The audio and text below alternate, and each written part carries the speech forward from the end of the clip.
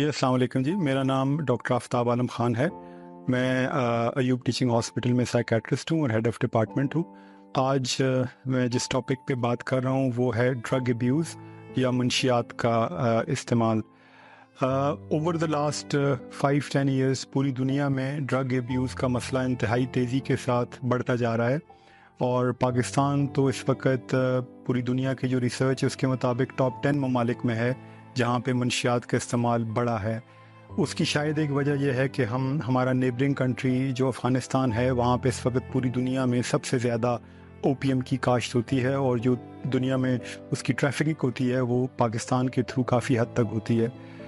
तो हाँ, मंशियात मुख्तलिफ़ तरह की हैं जिनमें से आपको बहुत सारे नामों का पता है, जैसे कि चर्स, अफ़ीम, हेरोइन, अल्कोहल, कोकेन। लेकिन पिछले कुछ सालों में जो मंशियात बहुत तेज़ी के साथ बढ़ती जा रही हैं उनमें आइस, मैजिक मशरूम्स, एक्सटेसी या डांसिंग पिल्स और कॉकटेल मंशियात शामिल हैं जिनका इस्तेमाल ख़ास तौर पे नौजवान तबके में तेज़ी से मकबूल होता जा रहा है।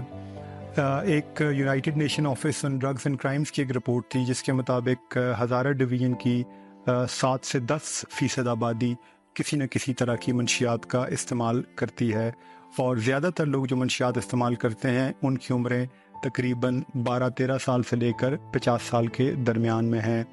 और हमारे लिए बड़ी हैरानी की बात है कि यंग बच्चे और बच्चियां जिनकी उम्र 11-12 साल है वो भी मंशियात का इस्तेमाल करते हैं।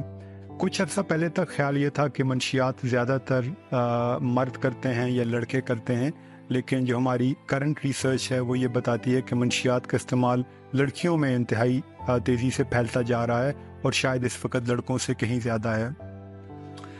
ये मंशियात को मसले को टैकल करना शायद हमारे लिए इस वक्त सबसे टॉप पे होना चाहिए और इस मसले को टैकल करना आसान नहीं है, लेकिन हमें उसके लिए पॉलिसी बनाने की ज़रूरत है। आप सबको पता है कि अगर हमारी फैमिली का कोई बंदा मंशियात की लत में मुब्तला हो जाए तो उसका इलाज करना कितना मुश्किल है। हमारे यहाँ इसके लिए प्रॉपर क्वालिफाइड लोग मौजूद नहीं हैं। सेंटर्स की एक मशरूम ग्रोथ है जो कि ज़्यादातर बिज़नेस मॉडल पे काम करते हैं, सरकारी सतह पे इदारे ना होने के बराबर हैं। तो शायद प्रिवेंशन या मंशियात की रोकथाम वो असली चीज़ है जिस पे हमें मेहनत करने की ज़रूरत है। तो हमें वालिदैन को और असातिज़ा को और स्कूलों और कॉलेजेस में इसके ऊपर अवेयरनेस देने की ज़रूरत है। शायद हमें अपना जो करिकुलम है उसमें मंशियात के बारे में, ड्रग अब्यूज़ के ख़तरात के बारे में बच्चियों को आगाह करने की ज़रूरत है। माँ बाप को अपनी आँखें, नाक, कान खुले रखने की ज़रूरत है, अपने बच्चों पे नज़र रखने की ज़रूरत है। स्कूल्स और कॉलेजेस में एंटी ड्रग्स और एंटी टोबैको पॉलिसी होने की ज़रूरत है। आप बहुत सारे लोगों से जब पूछते हैं तो वो आपको बड़ा कैजुअली बताते हैं कि मैं तो सिर्फ सिगरेट पीता हूँ या चर्स का एक सूटा लगा लेता हूँ, लेकिन हम सबको पता है कि सिगरेट पीना या चर्स का एक सूटा पीना असल में एक दरवाज़ा है जिसके बाद मंशियात का एक ना थमने वाला सिलसिला शुरू हो जाता है। बहुत सारे लोग शायद मंशियात फैशन के तौर पे इस्तेमाल करते हैं, यंग लड़के लड़कियां पार्टी कल्चर के तौर पे इस्तेमाल करते हैं। बहुत सारे लोग अपने हालात की वजह से, बेरोज़गारी की वजह से, टेररिज्म की वजह से, माशी हालात की वजह से ड्रग्स की तरफ चले जाते हैं। लेकिन आप में से बहुत सारे लोग ये सुनकर हैरान होंगे कि ड्रग अब्यूज़ के पीछे एक मौरूसी वजूहात भी हैं। यानी अगर आपकी फैमिली में कोई ड्रग्स इस्तेमाल करता है तो आपका ड्रग इस्तेमाल करने का ख़तरा बढ़ जाता है। ये वालिदैन के लिए मैं ये कहूँगा कि अगर आपको अपने बच्चों के आदात, अतवार, बोलचाल के तरीके में कोई चेंज नज़र आए, आम रूटीन से हट के नज़र आए, अगर आपको लगे कि आपका बच्चा घर से ज़्यादातर टाइम बाहर गुजारने लग गया है या ज़्यादातर टाइम अकेले गुजारने लगा है या उसके उठने बैठने, सोने जागने, बातचीत, दोस्तों के साथ टाइम गुजारने की रूटीन में पहले से फ़र्क आया है तो आपको अलर्ट हो जाना चाहिए। जो बच्चे या बच्चियाँ ड्रग्स इस्तेमाल करते हैं उनमें बाज़ औक़ात उनके मूड में, उनके बिहेवियर में कुछ चेंजेस वाक़या हो सकती हैं, यानी चिड़चिड़ापन, आम रूटीन से गुस्सा ज़्यादा करना, उनको नींद या तो बहुत कम आना या बहुत ज़्यादा आना, तबीयत या तो बहुत उदास रहना या बहुत ज़्यादा खुश रहना।